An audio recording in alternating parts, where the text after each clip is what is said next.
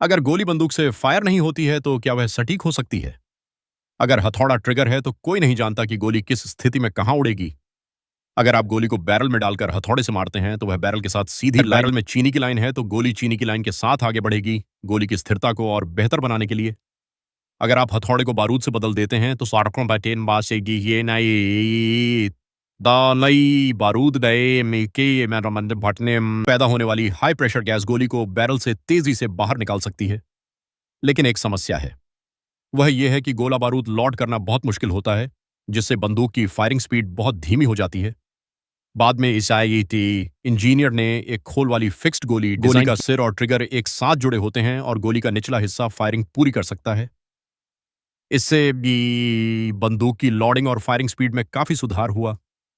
नीचे से फायर करने के तरीके में भी सुधार किया फायर करने के लिए अतिरिक्त हथौड़े का इस्तेमाल करना साफ तौर पर अव्यावहारिक है। इंजीनियर ने ट्रिगर स्ट्रक्चर का एक सेट भी डिजाइन किया। सबसे पहले के पीछे एक हथौड़ा लगाएं, लेकिन अकेला हथौड़ा काफी नहीं है। यह सुई को मारने के लिए काफी मजबूत नहीं है। इसलिए इंजीनियर ने हथौड़े के नीचे एक जॉइंट जोड़ा और उसे सहारा देने के लिए बैरल के नीचे स्प्रिंग का इस्तेमाल किया। इस तरह जब हथौड़े को आगे पीछे घुमाया जाता है तो यह स्प्रिंग को कंप्रेस कर सकता है और उसे मजबूत कर सकता है। फिर हथौड़े को ढीला करें और एक फिर सुई और बैरल को बैरल में इंटीग्रेट करें। हथौड़े को पीछे धकेलने के लिए बैरल को अपने हाथ से खींचें और हथौड़े को मजबूत करें, और बैरल स्प्रिंग के जरिए बैरल से जुड़ा होता है। इस तरह यह पीछे के बैरल के साथ अपने आप अपनी जगह पर वापस आ सकता है। लेकिन यहाँ एक और समस्या बिना रुकावट वाला हथौड़ा बैरल के साथ आगे बढ़ेगा, इसलिए स्प्रिंग को ठीक करने के लिए स्प्रिंग लोडेड हथौड़े की जरूरत होती है। हथौड़े का निचला हिस्सा एक खास आकार का उभार होता है। हथौड़ा एक जगह फंस सकता है, बल्स पर एक खास पोजीशन जो बल्स को घूमने से रोकती है और स्प्रिंग को फिक्स करती है। फिर हैमर को ट्रिगर से कनेक्ट करें, ट्रिगर खींचें और हैमर हिलेगा, जिससे लॉक किया हुआ बल्स रिलीज हो जाए। स्प्रिंग लोडेड स्प्रिंग हैमर को सुई पर मारने के लिए चलाएगी। यहाँ एक और समस्या है, अगर कोई बाहरी फोर्स नहीं लगता है तो हैमर अपने आप अपनी जगह पर वापस नहीं आएगा। इसलिए आपको एक स्प्रिंग लोडेड हैमर लगाना होगा ताकि हैमरिंग करते समय ये अपने आप बल्स में फंस जाए।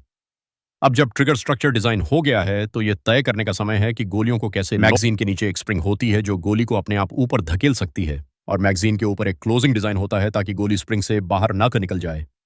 बंदूक के अंदर की स्लाइड गोली को क्लोजिंग के साथ आगे धकेल सकती है, लेकिन बैरल की पोजीशन थोड़ी ऊंची है, इसलिए गोली आसानी से बैरल में नहीं जा पाती। लेकिन चिंता न करें, इंजीनियर ने इस समस्या के बारे में शुरू में ही सोच लिया था। जब बैरल एक एक्टिव स्लीव से बंदूक से जुड़ा होता है और बैरल पीछे की ओर जाता है तो ऊपर का बल्स बैरल ग्रूव में फंस जाएगा, बैरल के साथ पीछे जाएगा और बैरल थोड़ा जाग जाएगा। इस तरह गोली को स्लाइड से बैरल में धकेला जा सकता है और बैरल को बैरल पर मौजूद बल्स से पीछे धकेला जाएगा। गोली चलने के बाद ऐसे रिकॉयल फोर्स बैरल और शेल को पीछे धकेलेगा और शेल को शेल पर मौजूद ये बल्स से पीछे धकेल शेल को बैरल से पीछे ये धकेला जा रहा स्प्रिंग से आगे धकेला जाएगा और उसी समय गोली लॉड हो जाएगी।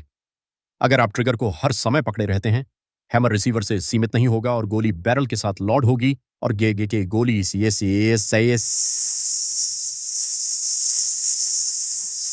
लॉड होगी और हैंडगन एक ऑटोमेटिक हथियार बन जाएगी। ऐसा होने से रोकने के लिए ऐसा होने पर इंजीनियर ने रिसीवर में एक सेपरेटर लगाया। यह ट्रिगर को रिसीवर से अलग कर देगा, साथ ही इसे स्प्रिंग से सपोर्ट मिलेगा और स्लाइड एक खास पोजीशन पर पहुंच जाएगी। सेपरेटर को ऊपर उठने की जगह मिलेगी और रिसीवर और हैंडगन के बीच एक कनेक्शन बनेगा।